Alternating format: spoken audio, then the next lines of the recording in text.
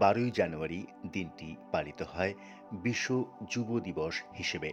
স্বামী বিবেকানন্দের জন্মদিন উপলক্ষে এদিন পালন করে থাকেন সকলে। তাকে শ্রদ্ধা জানাতেই দেশ জুড়ে পালিত হয় নানান কর্মসূচি, অনুষ্ঠানের আয়োজন থাকে দিকে দিকে। তার এমন কিছু বাণী রয়েছে যা আজও তরুণ সম্প্রদায়কে অনুপ্রেরণা যোগায়। ঠাকুর রামকৃষ্ণ পরমহংসদেব ছিলেন তার আধ্যাত্মিক গুরু। তার থেকেই তিনি শিখেছিলেন জীব সেবাই আসলে শিব সেবা। সকল জীবের মধ্যেই ভগবান বাস করেন। জানুন তার বিখ্যাত বাণীগুলি। স্বামী বিবেকানন্দ বলেছেন, জেগে ওঠো, সর্বদা সচেতন থাকো। যতক্ষণ না লক্ষ্যে পৌঁছবে ততক্ষণ পর্যন্ত থেমে যেও না। যারা তোমাকে সাহায্য করেন তাদের কখনো ভুলে যেও না। যারা তোমাকে ভালোবাসেন তাদের কখনো ঘৃণা করো না। আর যারা তোমাকে সবসময় বিশ্বাস করেন তাদের কখনো ঠকিও না।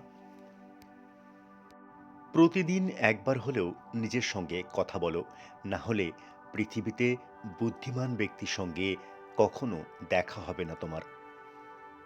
যতক্ষণ না আপনি নিজেকে বিশ্বাস করতে পারবেন, ততক্ষণ আপনি ভগবানকেও বিশ্বাস করতে পারবেন না। নিত্যদিনের চলার পথে যদি আপনি কোনো সমস্যায় না পড়েন, তাহলে বুঝবেন আপনি ভুল পথে হাঁটছেন। কোনো দিন কোনো বড় কাজ কঠোর পরিশ্রম ছাড়া ও কষ্ট ছাড়া হয় না। তাই কঠিন পরিশ্রম করুন যে কোনো কাজে সফল হওয়ার জন্য। সবচেয়ে বড় পাপ হলো নিজেকে দুর্বল ভাবা। তাই নিজেকে দুর্বল ভাববেন না। নিজের শত দোষ থাকা সত্ত্বেও আমরা নিজেকে ভালোবাসি। তবে অন্যের দোষের কারণে কিভাবে তাদের ঘৃণা করব? কি করে? প্রতিটি মানুষের ধর্ম হলো নিজেকে সৎ রাখা। নিজের প্রতি বিশ্বাস রাখুন। তাহলে জীবনে এগিয়ে যেতে পারবেন।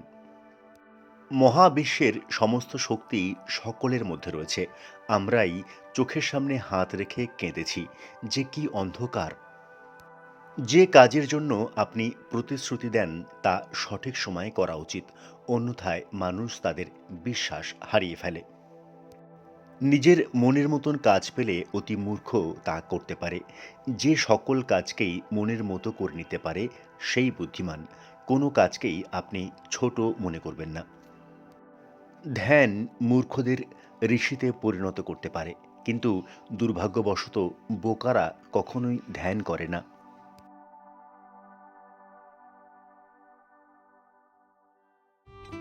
আশা করি এই পর্বটি আপনাদের ভালো লেগেছে। এরকম আরও ভিডিও পাওয়ার জন্য চ্যানেলটি সাবস্ক্রাইব করে রাখতে অনুরোধ করব। সবার আগে যে কোনো ভিডিও পাওয়ার জন্য বেল আইকনটি প্রেস করে রাখুন। নমস্কার, ধন্যবাদ।